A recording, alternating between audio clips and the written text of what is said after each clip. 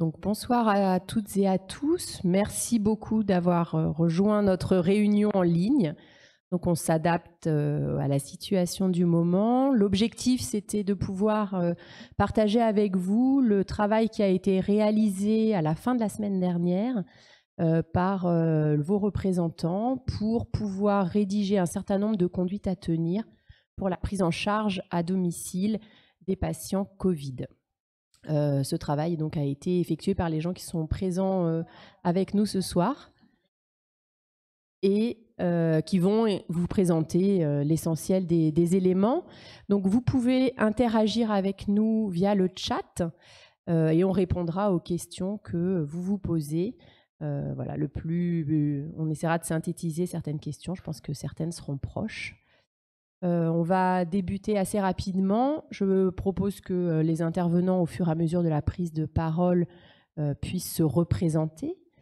Donc je commence. Virginie Quéré, je suis la directrice générale déléguée de l'ARS en charge de l'Est de la région. Donc peut-être un premier point en introduction, avant de donner la parole au docteur Kiefer Desgrippes, pour redire que au regard de la situation du territoire et de la circulation épidémique dans le Bas-Rhin, le travail qui a été fait consiste notamment à l'intervention dorénavant en masse des professions libérales sur la prise en charge de ce Covid. Et donc, une information qui a d'ailleurs été redite hier soir par le président de la République, mais qu'on redira aussi assez largement dans les prochains communiqués, qui est que lorsque le patient souffre d'une affection avec des symptômes peu graves, il se rapproche de son médecin traitant et que ce n'est qu'en cas de symptômes graves et notamment de détresse respiratoire que le 15 doit être sollicité. Donc voilà, cette introduction rapide ayant été faite, je propose du coup de passer la parole au docteur Kiefer Desgrippes, peut-être pour rappeler un peu le contexte dans lequel le travail a été fait avant de faire les présentations. Oui, je vais quand même me présenter. Je suis le docteur Kiefer Desgrippes et présidente de l'URPS Médecins Libéraux Grand Est. Alors effectivement, nous travaillons déjà depuis un moment, en tout cas depuis le début de la crise, en lien avec l'ARS, sur les conduites à tenir pour les confrères, mais aussi l'ensemble des professionnels de santé libéraux, puisqu'il faut qu'on travaille en coordination pour être le plus efficace possible. Donc nous travaillons sur la façon dont nous allons pouvoir prendre en charge tous ces patients qui nous arrivent déjà et qui vont nous arriver encore plus nombreux demain. Je sais que vous vous posez beaucoup de questions, que vous êtes inquiets aussi sur le matériel de protection et l'arrivée de celui-ci.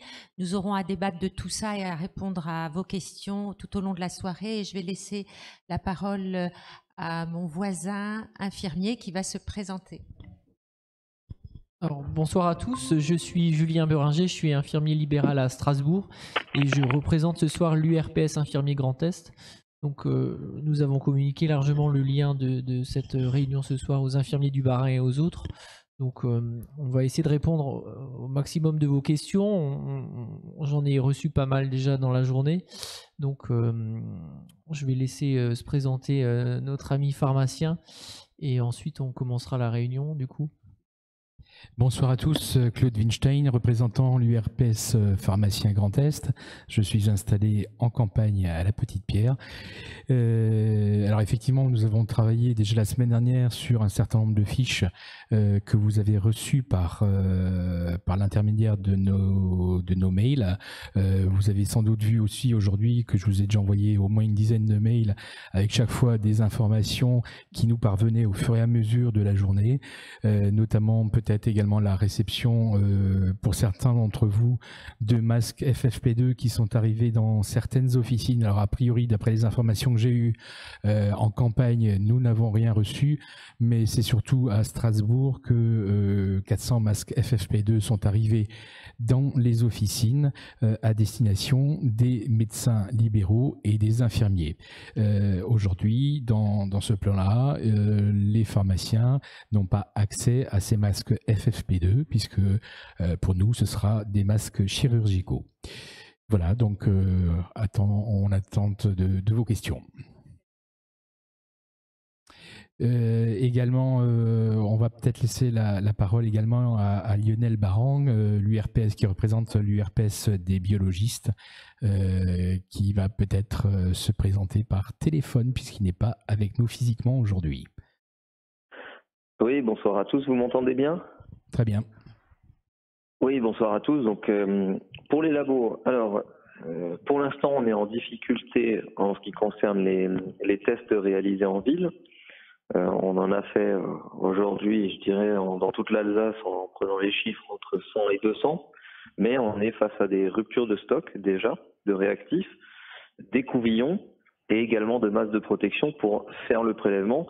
Donc les recommandations qui sont de dépister en priorité les professionnels de santé libéraux symptomatiques, sans même parler des autres cas qui rentrent dans les recommandations, c'est-à-dire les patients symptomatiques avec comorbidité lourde ou femmes enceintes symptomatiques, rien qu'avec les professionnels de santé symptomatiques, pour l'instant on n'y arrive pas. Alors on espère qu'on aura plus de masques, que les réactifs vont être débloqués et qu'on recevra les commandes des couvillons qu'on a demandé. Mais pour l'instant, ça va être un peu compliqué probablement pour cette semaine encore.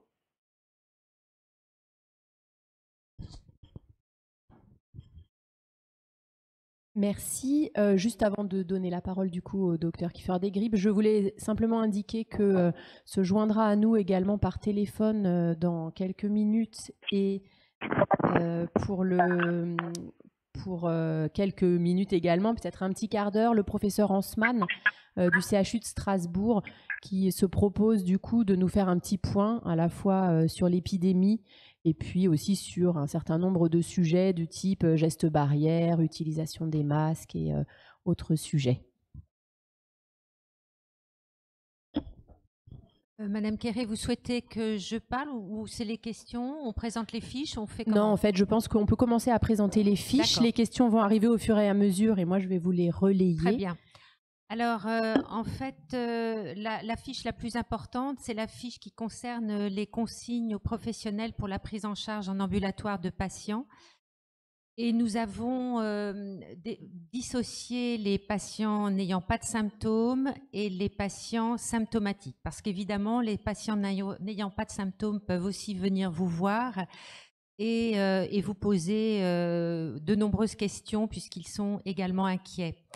Donc, la première des consignes, mais ça, je pense que c'est juste du bon sens pour nous, médecins, soignants, enfin, tout professionnel de santé confondu, c'est faire preuve de prévention et de pédagogie, c'est-à-dire que nous sommes un relais essentiel dans les mesures barrières à préconiser et à délivrer à nos patients. Je crois qu'il faut avoir conscience qu'aujourd'hui, nos patients n'ont, pour un certain nombre d'entre eux, pas compris à quel point il était fondamental de respecter ces mesures barrières, pas d'embrassage, on ne se serre plus les mains, on reste chez soi, on désinfecte les poignées de porte, on respecte les consignes. Leur rappeler également, ça c'est une mesure essentielle aujourd'hui, notre centre 15 croule sous les appels et quand le centre 15 croule sous les appels, bien ce sont des appels vitaux qui ne peuvent plus être décrochés le cas échéant.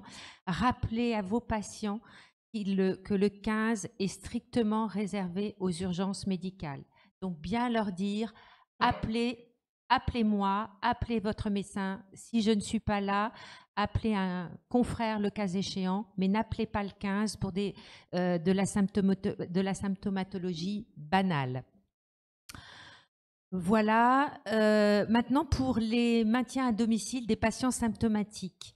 Alors, vous le savez, un suspect aujourd'hui de Covid, c'est un patient qui a de la fièvre et de la toux, éventuellement une difficulté respiratoire modérée. On ne parle pas des cas graves, bien entendu, qui relèvent d'autres consignes.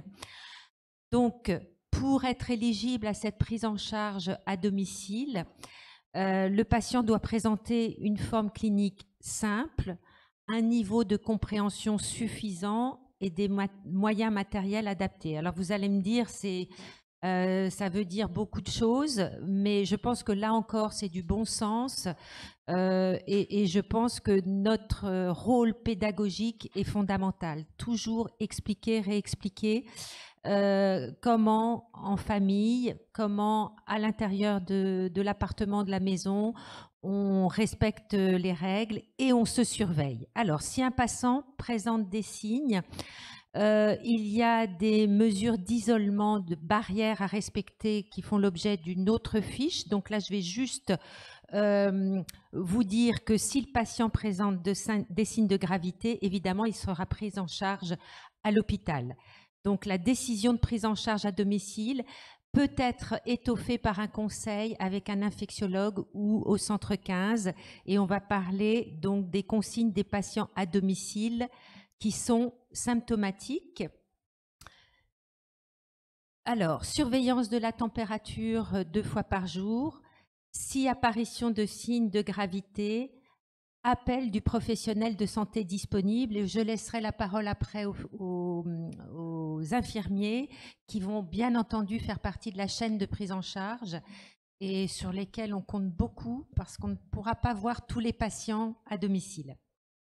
Donc, un patient suspect de Covid, c'est donc un patient qui a de la fièvre, qui tousse, qui éventuellement a de très discrètes difficultés respiratoires. Encore une fois, on ne parle pas de cas graves.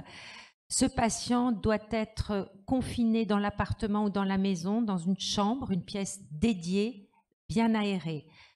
Il faut évidemment minimiser tous les contacts entre les personnes de la famille et limiter la contamination des surfaces dans le logement. La pièce doit être aérée 3 fois par jour. Si possible, dédier un espace sanitaire, si c'est possible. On sait bien qu'il y a des appartements où il n'y a qu'une seule salle de douche, qu'un seul WC, c'est compliqué. Et si c'est le cas, qu'il n'y a qu'un seul WC, qu'une seule salle de bain, bien désinfectée à l'eau de javel à chaque fois, enfin avec de l'eau javelisée. Le port du masque de type chirurgical permet de réduire la diffusion des particules. Alors là, vous allez me dire, mais où sont les masques? On en parlera plus tard.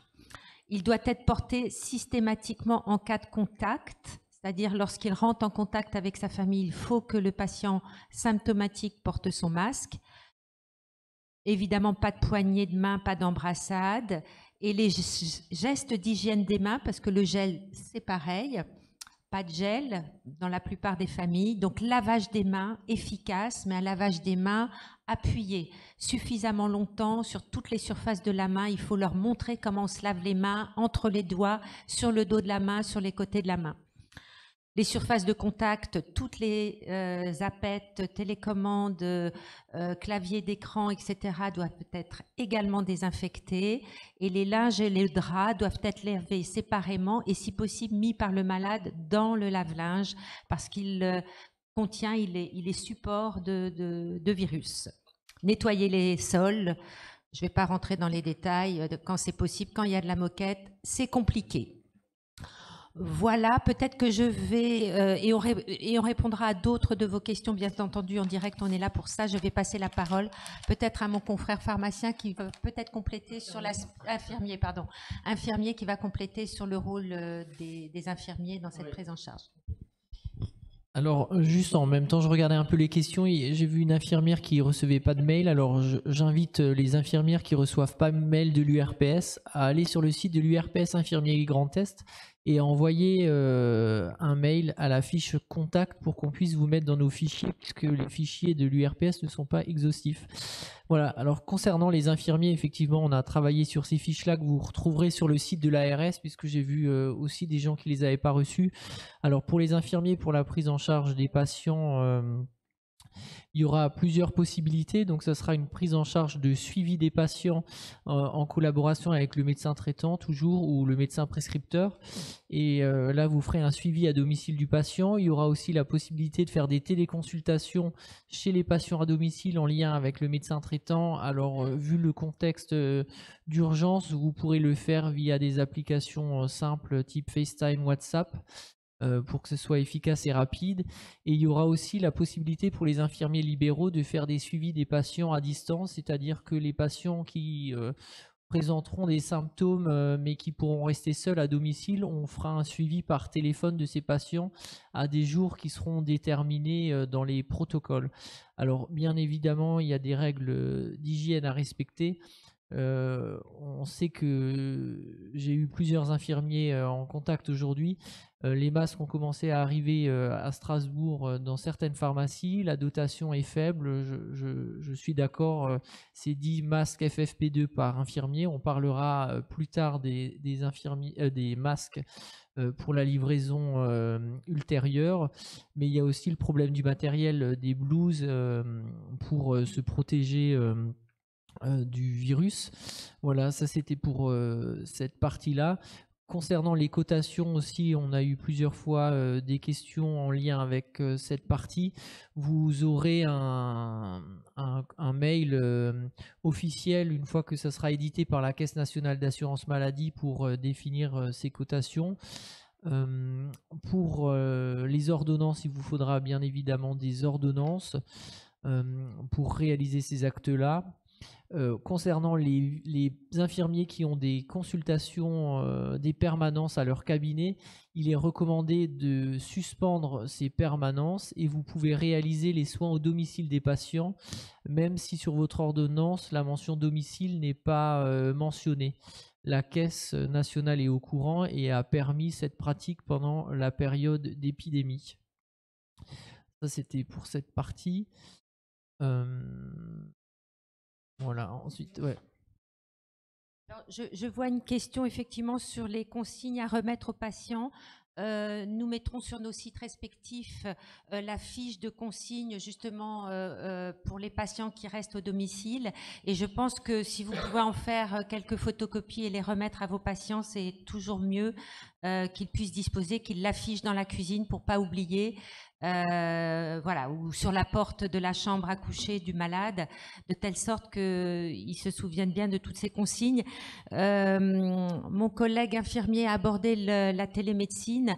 On sait bien qu'aujourd'hui, tous les dispositifs sont validés par l'assurance maladie, WhatsApp, Skype, n'importe. Tout est validé à ce jour. Simplement, la problématique après, c'est le paiement. Soit on fait une feuille de soins dégradée, soit on fait une feuille papier. Et puis pour le tiers payant, s'il reste un ticket modérateur à régler, soit il vient régler au cabinet plus tard, soit on s'assoit dessus. Enfin, c'est à vous de voir. Voilà, donc on verra comment ça se passe pour On a la chance en Alsace d'être beaucoup en régime local. C'est une chance comparée aux autres régions pour la partie ticket modérateur, mais privilégier au maximum les échanges télémédecine, bien entendu. Autre chose que je ne vous ai pas dit dans l'organisation des cabinets pour recevoir les patients au cabinet, évidemment, uniquement du rendez-vous. Il faut oublier la consultation sans rendez-vous ouvert. Tous les patients s'accumulent en salle d'attente. Enfin, ça, je pense aussi que vous l'aviez déjà anticipé, mais c'est quand même important à redire. Les patients vous appellent, prennent rendez-vous, arrivent à l'heure, non accompagnés. Et évidemment, s'ils sont suspects de Covid, vous leur mettez un masque sur le nez, un sur le vôtre, puisqu'on ne dispose pas aujourd'hui d'FFP2 malheureusement. 2 masques chirurgicaux sont efficaces. Il faut que les 2 soient protégés. Voilà, et lavage des mains, bien entendu. Lavage des mains et lavage des poignées de porte aussi et de tout ce qu'on touche, parce qu'on pense pas souvent à laver les portes et pourtant on les prend tous en main. Voilà ce que je voulais dire. C'est aussi, il est recommandé pour les infirmiers libéraux de se regrouper par secteur d'activité et de créer, si c'est possible, une tournée spéciale Covid-19, donc sur laquelle vous pouvez basculer vos patients qui sont positifs ou les patients qui sortiront de l'hôpital et que vous prendrez en charge pour éviter de les inclure dans vos tournées et le risque de contaminer les autres patients. Alors je vois qu'il y a pas mal de questions sur les dasseries. Alors actuellement on n'a pas de consignes et j'ai pas d'informations à vous donner, donc évidemment quand on en aura on vous les fournira. Mais pour l'instant, je peux rien vous dire de plus. Ce qui est sûr, c'est que s'il y a des questions là, parce qu'on en voit beaucoup qui défilent pour les infirmiers, je vous invite à les envoyer au site de l'URPS et on vous y répondra. Peut-être juste pour compléter, il y avait une question aussi, mais qui a déjà défilé sur un certain nombre de praticiens dans les communes autour de Strasbourg, je crois, qui souhaitent se regrouper aussi, les médecins libéraux, pour prendre en charge de manière collective dans un lieu donné des patients Covid. C'est effectivement quelque chose qu'on a vu ailleurs dans la région. C'est une organisation qui nous paraît tout à fait pertinente à mettre en place avec toutes les précautions néanmoins à prendre pour pouvoir les accueillir de la meilleure manière, à la fois pour eux et pour vous. Mais en tout cas, voilà, ce sont des démarches qui nous paraissent tout à fait intéressantes. Alors, beaucoup de questions sur les masques, évidemment. On nous a promis, vous avez tous lu le communiqué de presse d'Olivier Véran, on nous a tout promis. Aujourd'hui, ça arrive au compte-gouttes, malheureusement. Des premières livraisons de masques chirurgicaux, mais je laisserai la parole après à notre collègue pharmacien qui est en face de moi. On nous a annoncé entre midi et 2 au comité régional des soins de proximité, j'ose même pas vous le dire, 3000 masques chirurgicaux pour le 67, 16 000 pour le 68. Il est bien évident que ça a fait hurler tout le monde, tous les libéraux qui étaient présents au comité de pilotage. Nous appuyons. Alors, moi, je ne jette pas la pierre à l'ARS qui est évidemment dépendante des décisions de l'État. Hein, ça vient de Paris. Et je pense qu'effectivement, ils font tout ce qu'ils peuvent pour que notre région soit au plus vite, parce qu'on sait combien il y a urgence et croyez bien qu'on se bagarre, nous, avec l'ARS, on fait tout ce qu'on peut pour que ça arrive. Je crois que M. Winstein a une annonce sur l'arrivée de masques. Alors tout à fait, comme je le disais tout à l'heure, il y a des masques FFP2 qui sont arrivés dans les officines strasbourgeoises et encore, j'ai l'impression, pas toutes les officines. En tout cas, je suis avec vous en même temps les pharmaciens qui m'envoient leur message. Dès qu'on arrive un petit peu en campagne et quand j'ai l'impression que la campagne commence déjà à Illkirch, jusqu'à Illkirch, les pharmacies n'ont pas encore reçu les masques. Donc 400 masques qui devaient arriver aujourd'hui. Alors là aussi, des confrères m'ont dit mais ça vient d'où? Apparemment Santé publique France. On ne sait pas. C'est 400 masques qui arrivent dans les officines en vrac, dans un carton, livré par Géodis. On n'a aucune information, on ne sait pas combien donner aux praticiens, aux médecins, aux infirmiers. Ce qui est clair, c'est que les masques FFP2 sont réellement réservés aux médecins et aux infirmiers. Pardon ? Oui, effectivement, le masque FFP2 tient 8 heures, contrairement aux masques chirurgicaux qui sont, eux, préconisés à un port pour 4 heures maximum. Donc, ces masques arrivent dans les pharmacies. On n'a encore aujourd'hui pas de consigne à savoir combien donner à chaque professionnel de santé et surtout comment vérifier que les professionnels ne font pas le tour de toutes les officines pour récolter des masques, essayer d'être un tout petit peu civique et qu'il y ait des masques pour tout le monde, même s'il n'y en a pas beaucoup. Ne faites pas le tour de l'ensemble des pharmacies pour récolter des masques, s'il vous plaît. Alors, on reviendra tout à l'heure sur le sujet des masques. Je vous propose qu'on accueille, parce qu'il est en ligne, le professeur Hansmann. Professeur Hansmann, vous nous avez rejoint? Oui, je suis là, je vous entends. Bonsoir, donc nous sommes en lien avec les professionnels libéraux du territoire du 67. Nous avons commencé à leur présenter les fiches pratiques de prise en charge à domicile qui ont été travaillées avec les services à la fois du SAMU et puis les libéraux la semaine dernière. On vous remercie beaucoup de nous dégager un petit peu de votre temps. L'objectif, c'était peut-être que vous puissiez faire un petit point d'actualité sur l'épidémie. Et puis, vous êtes arrivé au moment où on évoquait le sujet des masques et de la difficulté que nous avons à pouvoir fournir des masques à l'ensemble des professionnels qui interviennent en ville ou à domicile. Peut-être aussi des informations dont vous disposerez ou que vous voudriez partager sur l'usage des masques. Ok. Et sur leur recyclage éventuel. Mais j'ai déjà noté quelques questions qui nous ont été posées que je me permettrai de vous poser tout à l'heure. Ok. D'accord. D'abord sur le plan de la situation actuelle, sur le plan épidémique, je pense que tout le monde sait qu'il y a une circulation assez active du virus, principalement dans le Haut-Rhin, mais aussi beaucoup dans le Bas-Rhin, parce que là on est entre Barinois, qui amène effectivement l'hôpital, le CHU à se mobiliser et à prendre en charge depuis maintenant un peu plus de 2 semaines, beaucoup de patients. Donc la situation actuelle, disons, aux urgences des US, et la prise en charge pratiquement à moitié des patients qui sont infectés ou suspects d'être infectés au virus du Covid et qui présentent évidemment des signes de gravité qui justifient qu'ils viennent aux urgences, en général, qui présentent une dyspnée qui nécessite un traitement par oxygène, avec pour un certain nombre d'entre eux une évolution péjorative dans un délai parfois assez rapide, qui les amène à être hospitalisés en réanimation. Donc on a actuellement, je sais pas, le chiffre exact change tout le temps, mais on a plus de 50 patients qui sont hospitalisés en réanimation, ce qui est une situation totalement inhabituelle, mais vraiment totalement inhabituelle. On a encore de temps à autre, mais de moins en moins, des collègues qui nous évoquent la comparaison par rapport à l'épidémie de grippe. Il est évident que ça fait maintenant quelques années que je pratique la médecine, en particulier aux US. C'est une situation que nous n'avons jamais connue avant. C'est-à-dire qu'on est en face d'une épidémie qui touche beaucoup de personnes. Beaucoup de personnes ont des formes peu graves, mais parmi les patients qui ont une forme grave, c'est quand même totalement inhabituel d'être obligé de dégager autant de lits de réanimation pour les prendre en charge.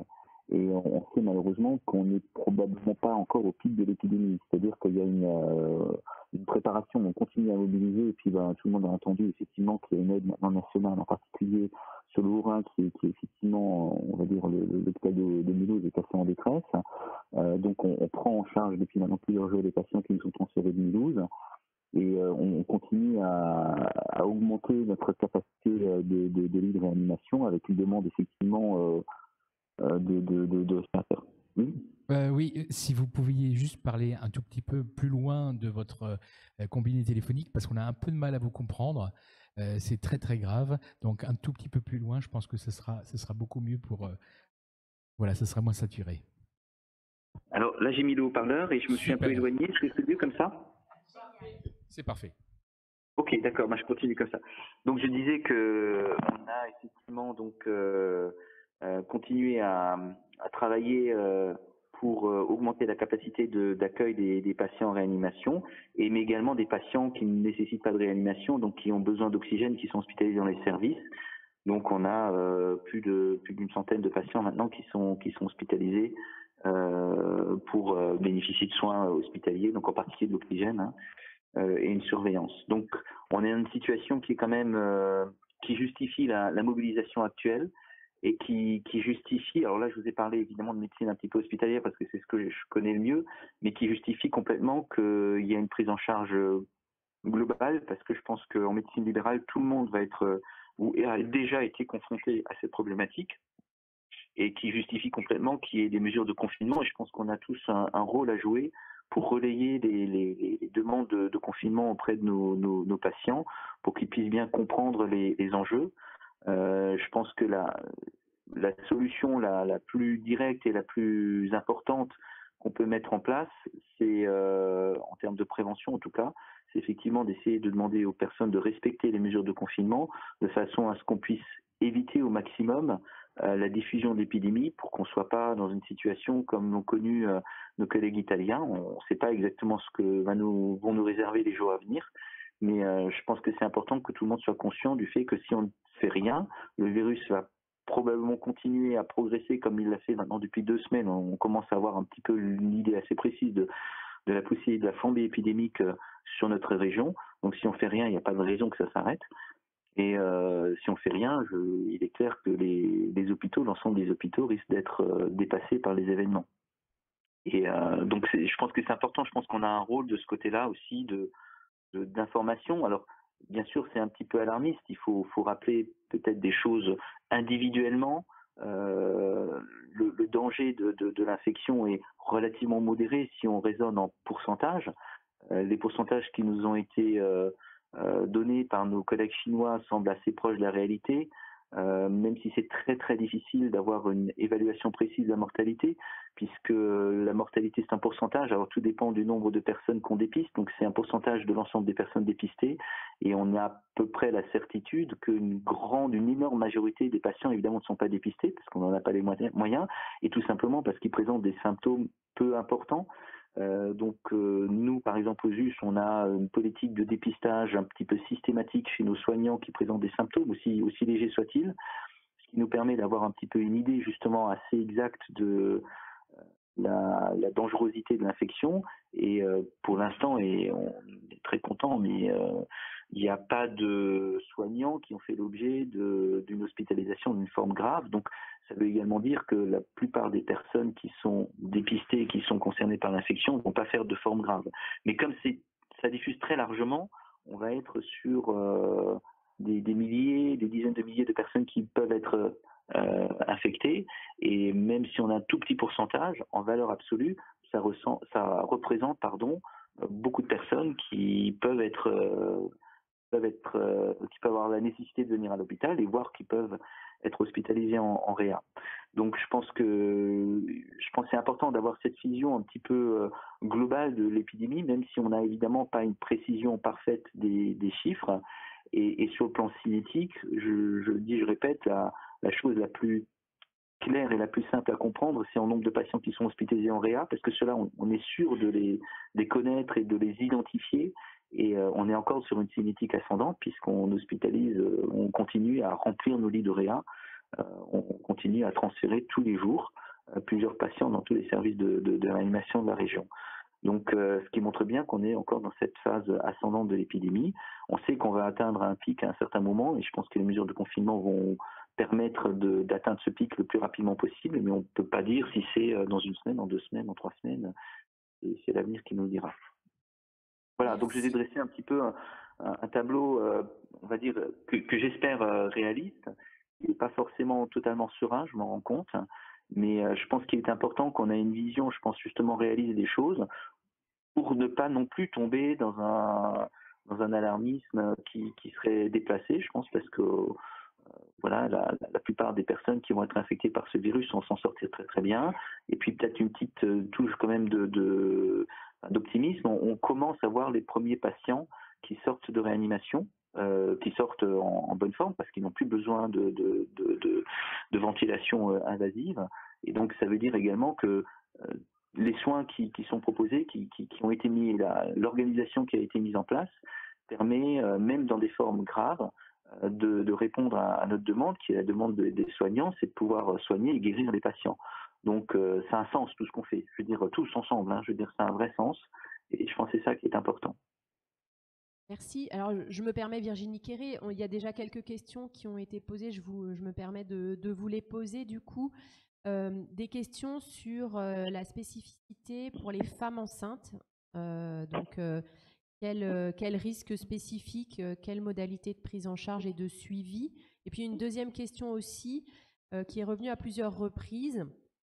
J'ai vu, donc c'est des professionnels de santé qui parlent, j'ai vu un patient positif au coronavirus.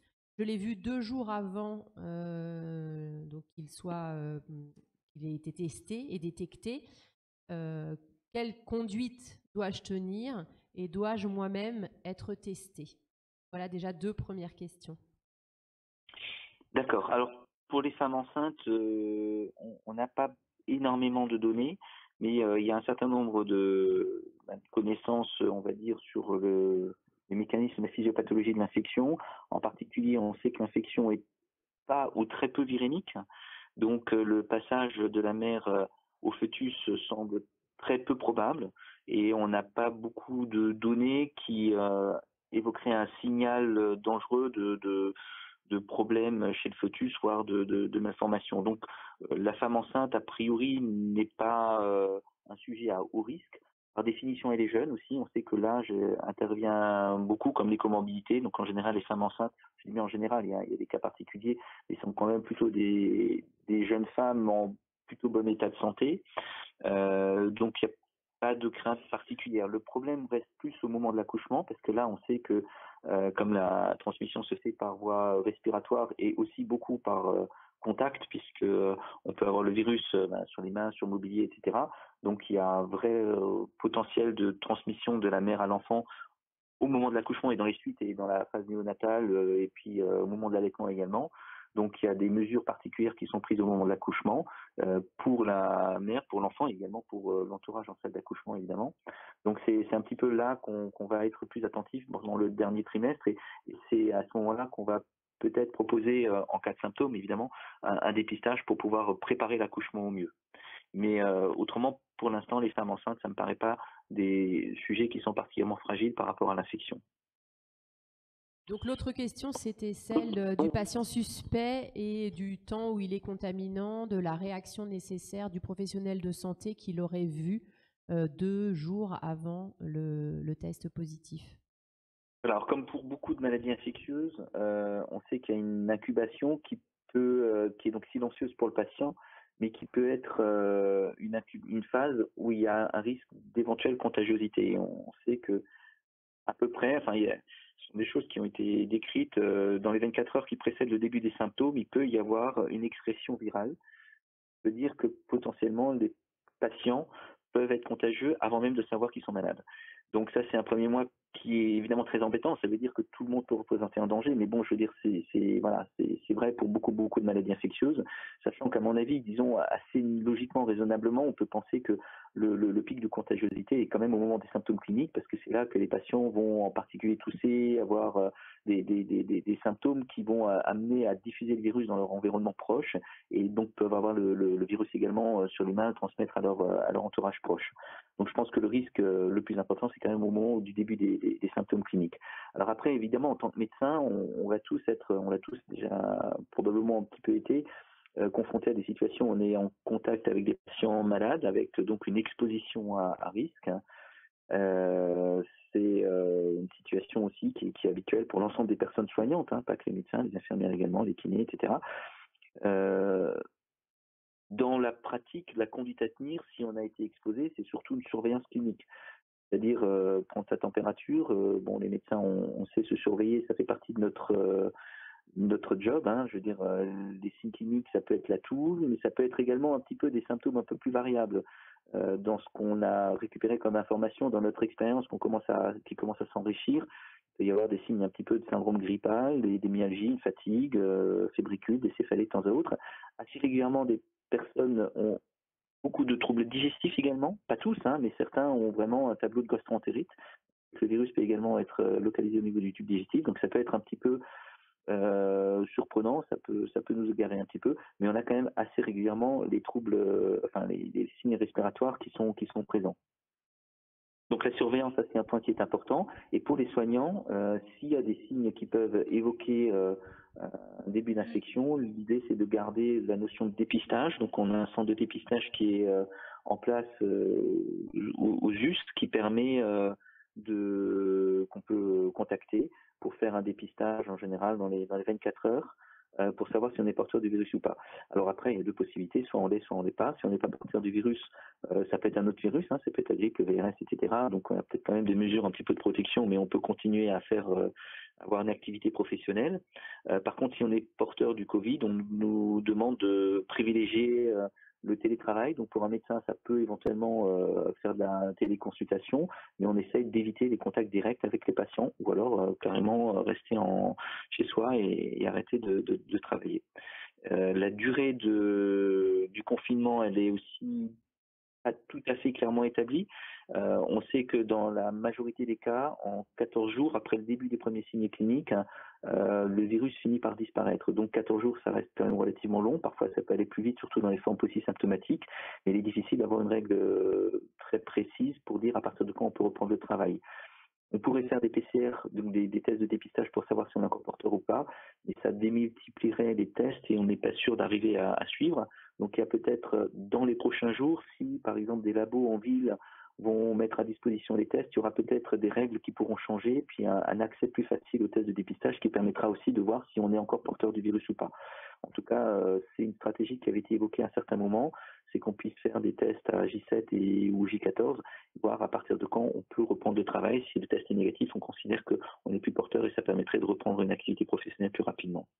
Monsieur Hansmann, on a une question sur les antibiotiques, sur l'intérêt en suspicion de surinfection, à quel terme ou de façon systématique ou pas du tout? Alors pour les antibiotiques, effectivement, nous, alors il y a peut-être des messages qu'on a fait passer qui sont peut-être pas tout à fait qu'on veut faire passer. C'est vrai que nous, à l'hôpital, on les utilise un petit peu systématiquement, mais il y a quand même une indication précise, c'est l'existence d'une pneumopathie. Euh, Quand il y a une pneumopathie, c'est vrai que le temps d'avoir le résultat du prélèvement, on a tendance à débuter assez rapidement les antibiotiques, mais il faut vraiment se mettre dans le contexte du patient qui arrive aux urgences, qui est oxygénodépendant, donc avec des signes de gravité. Après, en fonction de l'évolution, on se permet de les continuer ou de les arrêter. Par contre, je pense qu'en situation de ville, quand il n'y a pas de signe de gravité, et quand on a un tableau très évocateur, je pense qu'il n'y a pas d'indication à mettre d'antibiothérapie systématique. Après, bien sûr, on sait que parfois on est dans des situations où on hésite. On sait que la clinique n'est pas toujours facile. Si vous avez une hésitation sur une situation qui justifierait une antibiothérapie, je pense par exemple au patient qui vient, on l'ausculte, on a un petit foyer pulmonaire à l'auscultation, mais il n'y a vraiment aucun signe de gravité, il est jeune, donc on se dit c'est peut-être pas la peine de l'envoyer à l'hôpital. Là, ça peut se discuter dans ces situations-là de dire, ben voilà, c'est une pneumopathie, je le traite comme une pneumopathie et je propose une antibiothérapie un petit peu empirique comme on ferait dans d'autres circonstances. D'accord, ben ça c'est clair. Donc tout petit foyer et surtout bien toléré peut éventuellement justifier d'une antibiothérapie. Sinon, non. Ce sont à ce moment-là plutôt les cas graves à l'hôpital qui en bénéficient. Très bien. Pour la kiné respiratoire, on a entendu que c'était une pneumopathie interstitielle qui ne devait pas bénéficier de kinésithérapie respiratoire. Est-ce que vous confirmez? Oui, c'est ça, effectivement. Disons, radiologiquement, il y a effectivement un syndrome interstitiel, mais surtout cliniquement, ces patients ont très souvent des signes respiratoires, mais c'est une toux qui est plutôt sèche, à tel point que pour faire des prélèvements, au début, le prélèvement pour le plus utile, ce serait l'expectoration, donc un prélèvement profond qui vient des bronches en tout cas. Et en fait, on s'est rendu compte que la plupart des patients n'étaient pas capables de cracher, parce que c'est une toux, mais qui est très sèche. Donc la kiné respiratoire a probablement très peu d'intérêt. C'est vraiment une atteinte du parenchyme pulmonaire avec très peu d'atteinte des bronches. Et en plus, l'autre problème, c'est que la kiné va exposer au risque d'aérosol. Et on sait que dans ces conditions-là, on devrait porter un masque FFP2, parce que je pense qu'il y aura des questions sur les masques aussi, et que les kinés eux-mêmes, quand ils font de la kiné, ils sont très exposés. Donc l'idée, c'est de limiter la kiné aux personnes qui en ont vraiment besoin. Il y en a très peu dans notre expérience qui en ont besoin dans le cadre du Covid. Une dernière question que je dois passer sur la chloroquine. Oui, beaucoup de débats sur la chloroquine, c'est discuté, mais alors c'est des discussions qui sont logiques, qui sont normales, parce qu'on est dans une situation où on a une infection qui peut être sévère, on a potentiellement des traitements, que ce soit la chloroquine ou d'autres, mais c'est vrai qu'en ville, c'est la chloroquine qui est probablement la plus facilement accessible, hein, et donc on a évidemment envie, on a tous envie de proposer un traitement à des patients qu'on sait en potentiel danger. Le problème, c'est qu'on a très peu de données sur la chloroquine. Alors on a nos collègues marseillais qui militent beaucoup pour l'utilisation de la chloroquine, mais comme c'est une infection très nouvelle, on n'a aucune donnée clinique. Donc c'est très difficile d'établir des règles de prescription. Moi, je pense qu'il faut rester quand même assez prudent par rapport à la chloroquine, qui semble avoir un réel intérêt sur le plan virologique, parce qu'il y a une activité sur le virus, il y a une diminution de la charge virale, mais on a très peu de données qui permettent de déterminer des indications précises. Donc là encore, de toute façon, quoi qu'il arrive, on va utiliser ces médicaments pour les patients qui sont avec des formes sévères, parce que la chloroquine a quand même un certain nombre d'effets secondaires. J'ai discuté avec des collègues, c'est des médicaments qui semblent assez anodins, mais qui, dans certaines conditions, en particulier c'est les patients qui ont des problèmes cardiaques ou qui ont d'autres traitements antiarythmiques, par exemple, c'est pas totalement anodin. Donc je pense qu'on va quand même privilégier les traitements en général chez les personnes qui ont des formes graves qui requièrent une hospitalisation. En ville, je pense qu'il n'y a pas d'indication à essayer ce genre de traitement parce qu'on n'a aucune donnée là-dessus et la surveillance, elle va aussi être plus difficile. Une question sur les BPCO et l'indication des corticoïdes qu'on prescrit souvent en cas de début de décompensation ou de surinfection. Est-ce que là, il faut vraiment s'abstenir? Disons, je pense que les corticoïdes, la réponse en général des infectiologues, c'est la suivante. C'est-à-dire que quand une pathologie nécessite un traitement corticoïde, on peut le faire. Il n'y a pas de contre-indication. Par contre, si ce n'est pas indispensable, on préfère s'abstenir parce qu'on n'est pas sûr que les corticoïdes puissent être vraiment bénéfiques. Enfin, on a un doute, hein, c'est une situation infectieuse, donc si on peut s'abstenir, c'est mieux. Maintenant, un asthmatique qui fait une poussée ou un patient BPCO qui fait un bronchospasme, on est d'accord, les corticoïdes peuvent être très utiles et voilà, on peut les utiliser, mais avec parcimonie. D'accord. Et il y a une dernière question sur est-ce qu'il y a quelque chose a été réfléchi sur le recyclage des masques? C'est une question qui vient très souvent puisqu'on est en pénurie. Oui, on a tous le même niveau d'interrogation, j'allais dire de réflexion, mais on n'a pas grand-chose comme niveau de réflexion, c'est plus des interrogations, effectivement. Donc, moi, j'en ai discuté un petit peu avec les collègues hygiénistes. Ils sont quand même très, très réticents à l'idée du recyclage. C'est-à-dire qu'ils ne peuvent absolument pas nous garantir que le fait de recycler un masque est logique. Après, il y a par contre, sur l'utilisation du masque, effectivement, faut faire attention à ce qu'il n'y ait pas de mésusage, de surutilisation du masque. Nous, on utilise aussi peu de masques que possible. En gros, on en met 2 par jour, un le matin, et puis quand on fait une pause à midi pour manger et boire, on est obligé d'ôter le masque, hein, donc on le touche, on l'ôte et on le jette, et puis on en réutilise un l'après-midi. Donc sur la durée, j'ai pas chronométré, mais vu la durée de nos journées, je dois avouer qu'on n'est pas à 3 heures de port de masque, probablement plus entre 4 et 5 heures.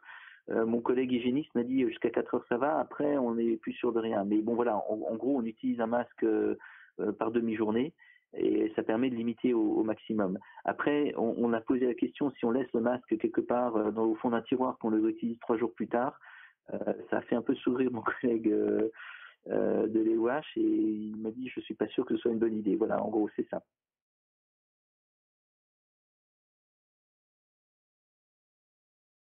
Je pense que du coup, on a fait le tour des principales questions qui étaient posées et qui pouvaient vous concerner très directement.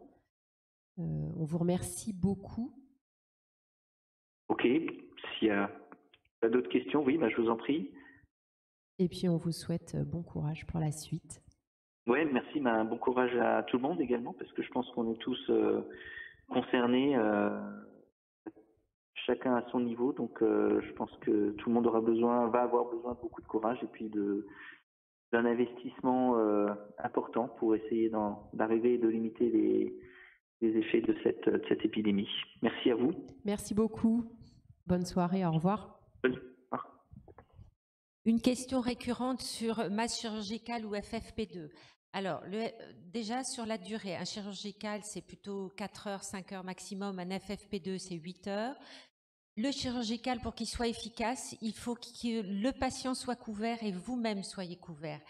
Un petit exemple, sur les 40 médecins qui travaillent à SOS Médecins actuellement et qui font du Covid toute la journée en très grand nombre, y compris le samedi, dimanche et nuit, pour l'instant, aucun médecin n'est malade parce que chaque patient pris en charge a un masque et chaque médecin porte son masque.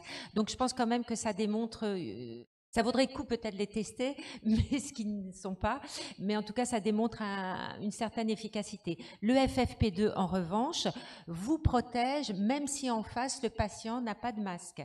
C'est tout l'intérêt du FFP2, au-delà du fait qu'il dure plus longtemps. Donc, un FFP2, ça vaut 15 masques chirurgicaux en moyenne pour un médecin en cabinet. C'est ça l'intérêt.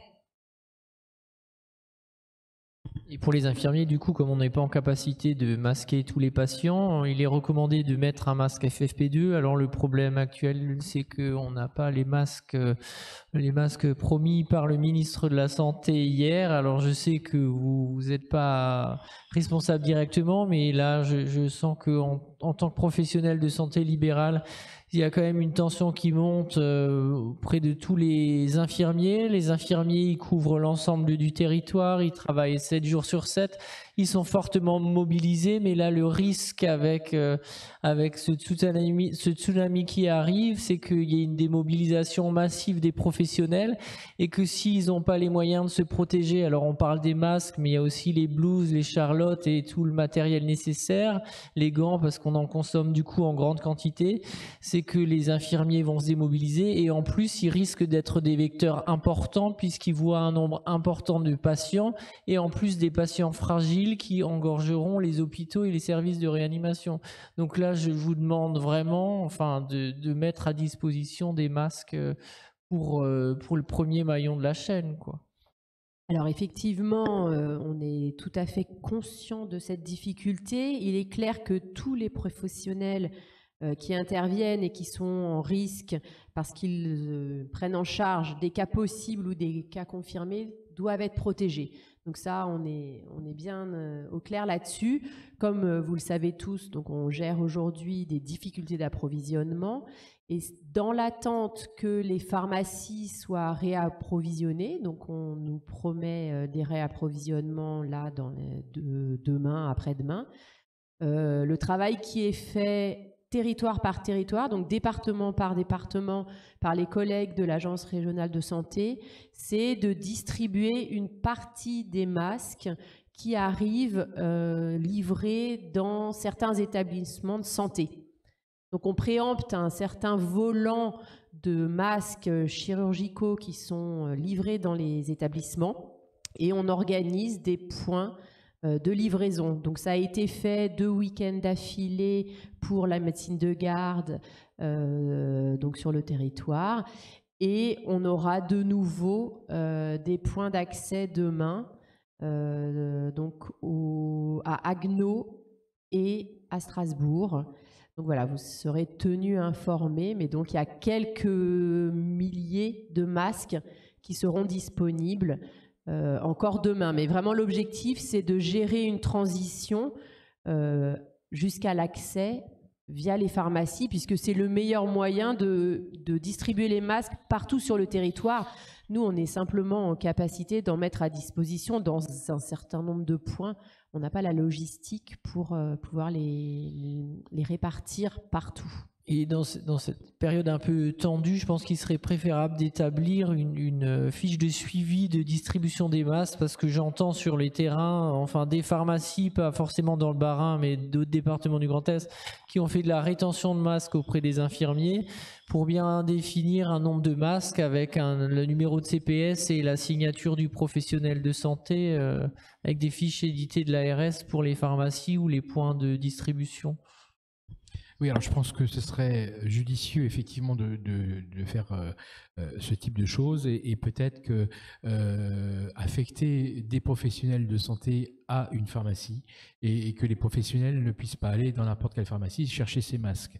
On connaît aujourd'hui et on pourrait demander aux pharmaciens de recenser les professionnels de santé de ce secteur qui viennent régulièrement dans les officines pour s'approvisionner sur d'autres choses et ce serait beaucoup plus facile ou alors à ce moment-là demander aux professionnels de choisir une officine de proximité dans laquelle chercher les masques en question. Ça permettrait également de mieux gérer nos stocks à nous, savoir à qui les donner et surtout avoir les bonnes quantités de masques qui arrivent dans les différentes officines.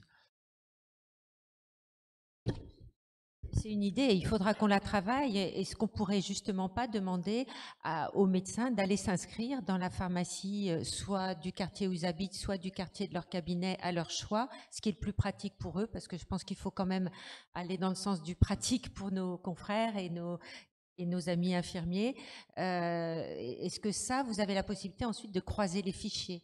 C'est-à-dire qu'il n'y ait pas des médecins inscrits dans 15 pharmacies, quoi. Alors justement, pour l'instant, nous, on n'aura pas cette possibilité-là, mais je pense qu'à travers l'ARS, je pense qu'on pourrait effectivement demander à l'ARS de prendre en charge ces différentes demandes et les transmettre aux pharmaciens et savoir aussi à ce moment-là quels sont les... Parce qu'aujourd'hui, si un professionnel de santé, un médecin, un infirmier, un kiné va se présenter dans une officine, nous, on n'aura pas possibilité de dire non et surtout pas possibilité de savoir s'il n'est pas inscrit dans une autre officine. Donc avoir peut-être une plateforme qui puisse gérer et dispatcher les choses. En tout cas, il faut qu'on réfléchisse à un système de régulation puisqu'on voit que c'est une question qui est régulièrement posée. Aujourd'hui, donc j'avais promis de répondre aussi sur les SAD, les interventions à domicile. Donc aujourd'hui, sur la période de transition que j'évoquais tout à l'heure, où on réquisitionne un certain nombre de masques qui sont livrés, on a priorisé l'accès aux médecins libéraux, ensuite aux infirmières, et pour le reste, on est en train de gérer au cas par cas. Donc on a des EHPAD dans lesquels on a des foyers et qu'on livre aussi en masque quand ils sont en rupture de stock. Et on a aussi un certain nombre de masques qui sont livrés dans les établissements médico-sociaux avec des personnes handicapées, dans lesquels on a aussi quelques foyers.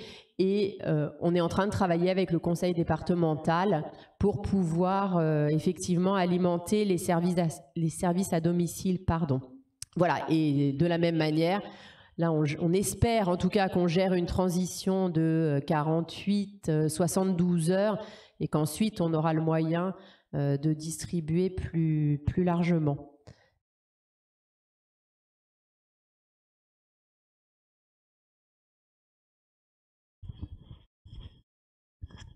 Il y avait une question intéressante sur les vêtements et les blouses.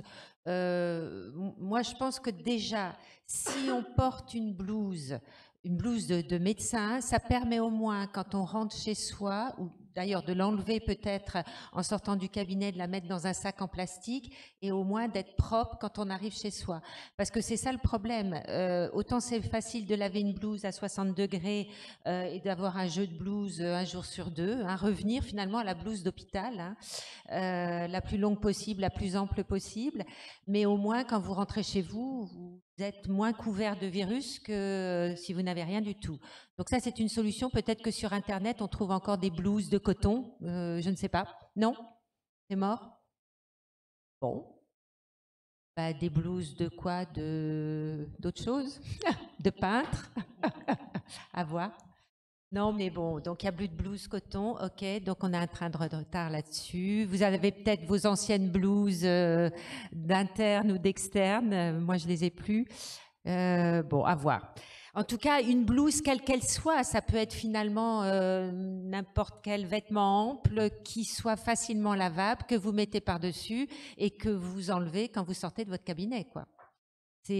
Après, encore une fois, c'est de la débrouillardise, il y a des questions aussi qui ont été posées sur les récupérations de matériel de protection dans des endroits divers et variés.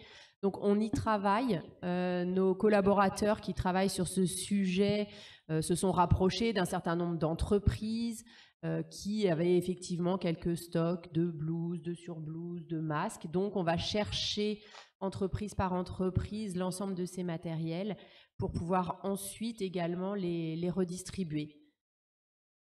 La préfecture nous aide aussi beaucoup, puisqu'on a pu récupérer à droite et à gauche quelques centaines ou quelques milliers, mais voilà, on fait vraiment un travail de fourmi pour essayer de vous mettre à disposition tous ces produits.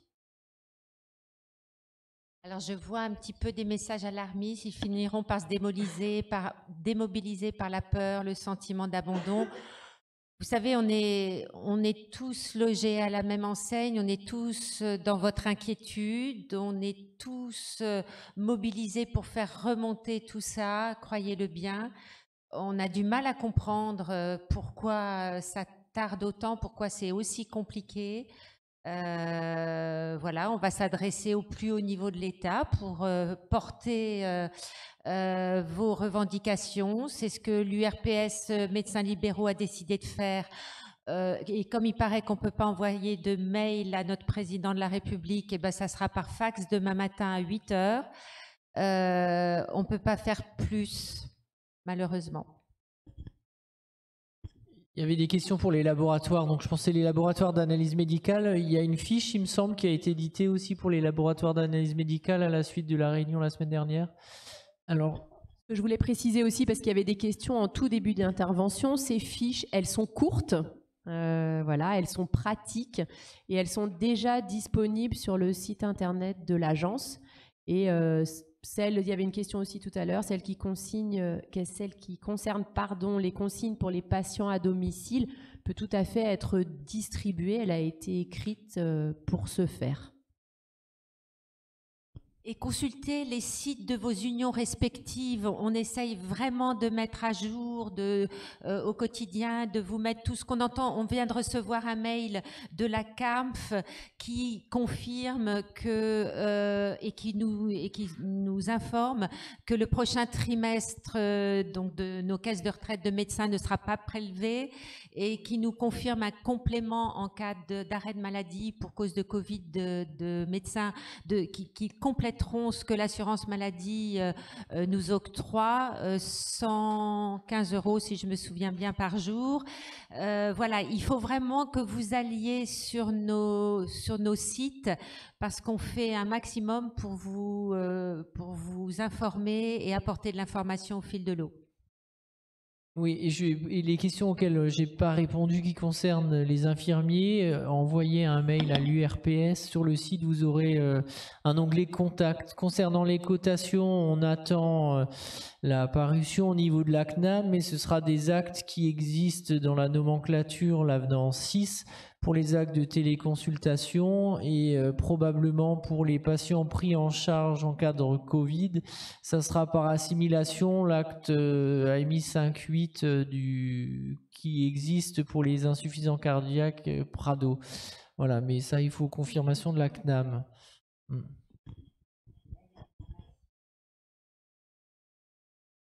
Oui, alors effectivement, un confrère qui nous écrit qu'il n'a eu que 10 boîtes de 50 masques, comme tout le monde, effectivement, dans une première dotation, et qu'il n'y en a plus pour lui parce qu'il a tout délivré.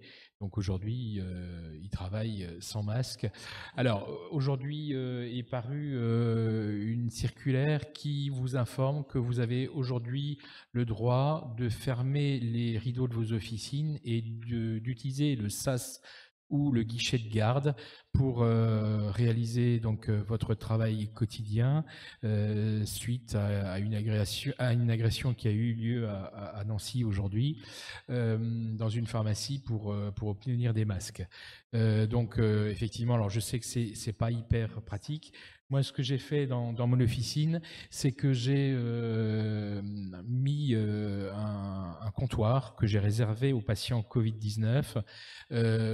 J'ai mis une affiche également à l'entrée de mon officine en demandant aux patients qui sont suspects de sonner la sonnette de garde et d'attendre à l'extérieur. J'y vais, je prends un masque chirurgical. Alors moi, j'en avais encore gardé une boîte, effectivement.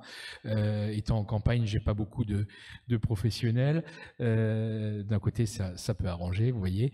Donc, j'ai gardé une boîte et je vais à l'extérieur. Je donne un masque chirurgical au patient. J'en mets bien évidemment un moi d'abord et je le conduis au comptoir qui lui est réservé et ensuite une procédure de désinfection qui est réalisée au niveau du comptoir.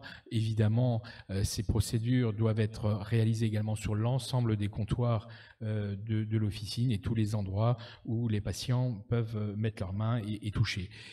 Encore une fois, une règle d'attente, une zone d'attente dédiée pour les patients, les tout venants, avec une distance de 1 mètre entre chaque patient, avec un marquage au sol dans l'officine, et puis un lavage des mains avec une solution hydroalcoolique mise à disposition des patients. Oui, alors juste pour la Carpinco, en fait, j'ai mis aussi sur le site de l'URPS un lien sur la Carpinco qui proposait de différer les mensualités en cours. Mais regardez sur le site de l'URPS. Oui, alors quelqu'un fait part du fait que l'URPS avait donné un message sur le délivrance de blouse. En fait, c'était un médecin qui avait réussi à avoir un stock et qui les distribuait par le biais de l'association APIMA. Voilà, c'était le docteur Atuil, mais je crois que son stock doit être terminé. Enfin voilà, c'est encore une fois des petits bouts de chandelle hein, qu'on met les uns au bout des autres. Cotisation reportée CARMF, en tout cas prochain trimestre, c'est la dernière info du jour. Ça concerne donc les médecins. Annulée, hein, pas reportée. Et des tas de facilités pour ceux qui seraient en difficulté. Évidemment, il faut prendre contact avec la CARMF. Vous avez aussi des informations des comptables. Hein. Je pense que vos cabinets vous informent de toutes les possibilités de report de crédit ou autres, notamment pour les jeunes confrères hein, qui ont investi. Quant à cette idée de guichet de garde, alors attendez... Pour les chirurgiens dentistes, alors je crois qu'il va y avoir un échange particulier entre l'URPS, chirurgien dentiste et l'ARS pour définir les modalités d'exercice. C'est ce qui a été décidé à midi et voir comment effectivement ils vont pouvoir poursuivre leur activité, probablement limitée aux urgences. Pas sûr, hein. Qu'est-ce que je vois d'autre? Pouvez-vous demander aux prestataires de jouer le jeu? Ah oui. Bah, oui. Prestataires, moi je ne sais pas comment les atteindre. Ouais, on va. En tout cas, on fait le maximum de ce côté-là. Pour les blues, c'est peut-être à creuser quand même. Nathalie, livraison. Bon. On peut peut-être redéfiler dans l'autre sens. Il y a sûrement des questions qu'on a loupées parce que ça allait très vite à un moment donné. Et... Ok.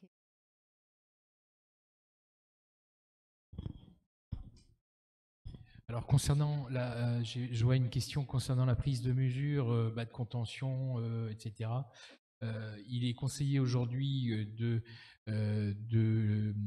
différer, lorsque c'est possible, la prise de mesure pour certains matériels d'orthopédie lorsque, encore une fois, ce n'est pas urgent, et autrement de prendre les précautions et effectivement encore avoir un masque et toujours la même hygiène classique, la même hygiène des mains, et ensuite désinfecter. Alors, si c'est possible, remplacer les chaises que vous avez qui sont en tissu par des chaises en plastique. C'est ce que j'ai fait dans mon officine. Dans les zones d'attente, j'ai remplacé toutes mes chaises par des chaises de jardin. C'est tout ce que j'avais sous la main. Mais au moins, ça peut se désinfecter. C'est du plastique et ça ne craint pas le lavage. Quant à la question du port de gants, je vois un confrère qui me pose la question, est-ce qu'on doit porter des gants? Le nettoyage par des solutions hydroalcooliques convient tout à fait à l'exercice de notre profession. Lavage des mains, hein. Sachez quand même qu'un très bon lavage des mains peut être quasi aussi efficace que du gel, hein, mais un lavage presque chirurgical. Hein. 3 minutes. Voilà, 3 minutes de lavage avec du savon. Voilà, il faut frotter et toutes les surfaces de la main. Hein. C'est pas un simple petit frottement de main habituel. Et de la même manière, l'utilisation des solutions hydroalcooliques, c'est 30 secondes avec cette solution et toutes les surfaces, comme le dit Madame Killen.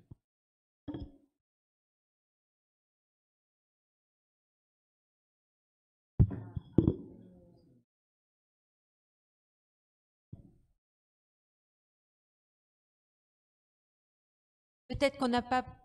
Bon, dépistage soignant, dès que vous êtes symptomatique, vous appelez le 15 et vous demandez un dépistage. Si, pour les soignants, normalement, c'est obligatoire. Alors, dans le Haut-Rhin, on attend, tu as raison, dans le Haut-Rhin, on attend la mise en route des laboratoires de ville qui attendent, eux, leur stock, ce que disait Lionel Baran tout à l'heure, des couvillons, de tests et de masques, puisqu'ils ne prélèveront pas en ville sans masque. FFP2. Et donc, il nous a refait un petit message par SMS après nous avoir quittés pour bien rappeler que donc on peut appeler les professionnels de santé symptomatiques, donc qui ont de la fièvre et de la toux, peuvent effectivement appeler les laboratoires de ville pour prendre rendez-vous pour être testés. avec, à la date d'aujourd'hui, enfin, ou plutôt pour les jours à venir, les limites qu'il évoquait tout à l'heure, c'est-à-dire qu'il faut qu'on le réapprovisionne, notamment en écouvillon et en réactif. Mais en tout cas, et d'ailleurs, il y a une fiche dédiée à ce sujet présente aussi sur le site de l'agence. Les laboratoires de ville se concentrent aujourd'hui et priorisent aujourd'hui les professionnels de santé, comme dans le Haut-Rhin. Alors, juste encore des questions sur les solutions hydroalcooliques. Aujourd'hui, vous le savez, il y a un décret qui est paru. Le pharmacien a la possibilité de fabriquer cette solution hydroalcoolique. Alors, je le sais, aujourd'hui, la plupart des laboratoires qui nous fournissent les matières premières sont en rupture. On arrive de temps en temps à voir encore un tout petit peu de produits. Il est clair que c'est extrêmement compliqué, mais j'en appelle à mes confrères pharmaciens, essayez de conserver une partie de ces gels, si vous arrivez à en avoir, pour vous, au lieu de les vendre tout de suite. On voit très souvent des patients se jeter sur ces gels hydroalcooliques comme les consommateurs sur les pâtes dans les supermarchés. Par pitié, essayez de limiter. Moi, j'ai limité à un flacon par personne, un flacon de 30 millilitres. J'ai réussi à pouvoir fabriquer un petit peu de solution hydroalcoolique. J'ai limité à 30 ml par personne qui venait à l'officine. Et j'en ai surtout gardé pour moi, pour mes collaborateurs, pour qu'on puisse travailler en toute sécurité. Oui, alors on voit bien là toutes les questions un peu désabusées, pas de matériel, pas de test, on reste chez nous finalement. Écoutez, moi je partage, je m'insurge, je suis en colère, nous le sommes tous. Nous allons agir encore une fois autant qu'on le peut, autant que faire se peut. Je ne peux rien vous dire d'autre. Nous partageons avec vous cette colère, cet écœurement.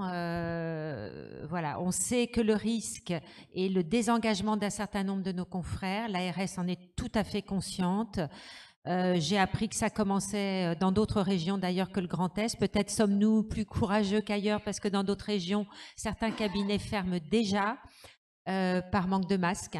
C'est-à-dire que des cabinets, des grosses maisons médicales de plusieurs médecins ont d'ores et déjà fermé faute de masques. C'est une réalité catastrophique. Voilà, on espère être entendu, mais je ne peux rien vous dire de plus. Et concernant le port du masque, j'ai juste vu passer une question. Alors, je ne sais pas si c'était un infirmier, mais en fait, je vous encourage à mettre un masque chirurgical si vous en avez, parce que vous pouvez être vous aussi porteur du virus asymptomatique et donc risquer de contaminer votre patientèle. Donc aujourd'hui, ça a commencé dans certaines pharmacies, la délivrance de certains masques. Donc j'espère vraiment pour nous tous en avoir suffisamment pour continuer à prendre les charges les patients. Je voulais juste rebondir sur ce que disait le docteur Kiefer des Grippes. On est déterminé à vous assurer l'arrivée de masques. On fait vraiment notre possible plusieurs fois par jour vis-à-vis du niveau national pour récupérer ces masques, donc par le circuit standard, parce que c'est le meilleur moyen d'avoir vraiment une distribution large sur le territoire. Et comme je l'ai dit tout à l'heure, dans l'attente, en organisant dès que c'est possible, dès qu'il y a la moindre livraison, il y en a une partie qui part dans le circuit en dehors de l'hôpital avec des points fixes de récupération. Et on espère que ces solutions ne seront que transitoires pour que vous puissiez avoir accès en proximité à ce dont vous avez besoin. On est aussi en train de chercher des solutions locales pour garantir la production de gel hydroalcoolique. Donc ça, les travaux sont aussi en cours. Voilà, on fait au plus vite. Mais voilà, on y travaille vraiment et on est déterminé et le niveau national le sait. Donc voilà, on arrive quand même à avoir des livraisons assez régulières, certes aujourd'hui insuffisantes au regard des besoins, mais quand même extrêmement régulières. Et ce n'est pas le cas dans tous les territoires. Alors, juste un mot pour les SAD et les auxiliaires de vie. Alors, c'est vraiment pas mon ressenti de vous mépriser. Et on sait que vous êtes un maillon essentiel aussi à domicile, comme tous les professionnels qui interviennent. Maintenant, pour la distribution des masques, effectivement, je ne sais pas si c'est le même parcours, je pourrais pas vous dire, mais je comprends aussi votre colère qui se lit dans le chat en direct. Mais je sais que ces masques, c'est un problème pour tous les professionnels et qu'on souhaiterait évidemment, nous tous les représentants des professionnels, pouvoir en avoir pour tout le monde parce que c'est compliqué pour nous aussi.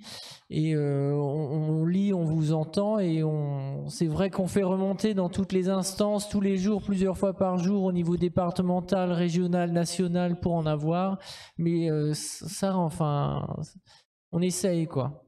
Alors, je lis juste le communiqué de presse de Olivier Véran qui date d'hier et qui dit dans le paragraphe « Pour les services d'aide ou de soins à domicile, des masques chirurgicaux sont délivrés pour les professionnels du domicile intervenant pour les actes essentiels à la vie quotidienne auprès des plus vulnérables, personnes âgées et handicapées notamment, lorsque ces derniers sont des cas suspects ou confirmés, afin de maintenir autant que possible les personnes à domicile. » Alors, par quel biais ?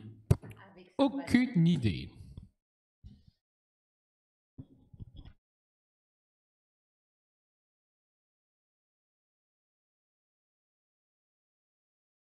Oui, je pense que les questions maintenant, on a répondu à l'essentiel. Nous, on garde bien entendu l'ensemble des questions. On répondra sur le site internet de l'agence aux questions qui reviennent et auxquelles on n'aurait pas répondu parce qu'on est passé au travers. Donc moi, simplement redire que voilà, on vous remercie beaucoup. Alors non seulement pour la participation à la réunion de ce soir, mais surtout vous remercier pour votre engagement. Il est déterminant. Le professeur Hansmann l'a dit aussi tout à l'heure. Aujourd'hui, c'est un combat qu'on gagnera tous ensemble. Les hospitaliers, pardon, les libéraux. Voilà, il faut qu'on avance ensemble. Je vous redis notre détermination à vous procurer du matériel de protection dans les meilleurs délais. Et pour ce qui concerne les fiches pratiques, elles sont accessibles à ce stade sur le site de l'ARS et je vais laisser les URPS redire également qu'elles les mettent à votre disposition. Je vous remercie beaucoup. Merci à vous tous. Vous avez été très nombreux ce soir et on voit bien que ça reflète à la fois votre intérêt et votre inquiétude sur la situation que nous vivons aujourd'hui et que nous allons vivre demain et probablement de façon encore plus inquiétante. Merci encore. Pour les médecins URPS ML, il y a un site et il y a Interface Réseau qui diffuse de façon régulière des messages. À la fois les messages de l'ARS, les messages donc institutionnels et nos messages propres et toute information qui pourrait vous être utile au fil de l'eau. Alors pour les infirmiers, vous avez le site URPS Infirmiers Grand Est. Vous avez également une page Facebook URPS Infirmiers Grand Est. Je vous invite à laisser des messages par le biais du contact du site ou sur Facebook, vous pouvez laisser des messages aussi. Toutes les fiches techniques ont été mises sur le site déjà il y a quelques jours avec différentes informations. Il y a un onglet spécial Covid-19. Mais sachez qu'on essaye de répondre au mieux aux demandes, qu'on ait mobilisé toute l'équipe des élus de l'URPS sur l'ensemble du Grand Est et mobilisé pour aider les infirmiers et pour répondre à vos interrogations. Mais envoyez-nous des mails et on répondra dans les jours à venir. Alors pour les pharmaciens, c'est pareil, vous pouvez nous écrire à secrétariat@urpspharmacien au pluriel grandest.fr. Nous répondrons à l'ensemble de vos questions. Sachez aussi que quotidiennement, j'envoie entre 5 et 10 mails avec les différentes informations qui nous parviennent au fur et à mesure. Je vous ai envoyé, pas plus tard que vendredi soir, un lien pour aller sur le site de l'ARS pour télécharger l'ensemble des fiches qui ont été validées la semaine dernière. Et on essaye de faire notre maximum. Et je vois encore des gens qui marquent là sur le chat que nous refusons la délivrance de masques. On ne la refuse pas, on n'en a tout simplement pas. Peut-être juste aussi pour répondre à l'une ou l'autre interrogation qui apparaissent, on essaiera de reproduire ce type de réunion d'information dès que ce sera nécessaire, donc dès qu'on aura des évolutions un peu marquantes, on reviendra vers vous via cet outil qui nous paraît effectivement un bon moyen de vous fournir de l'information et de répondre à un nombre important de vos questions. Merci beaucoup pour votre participation active.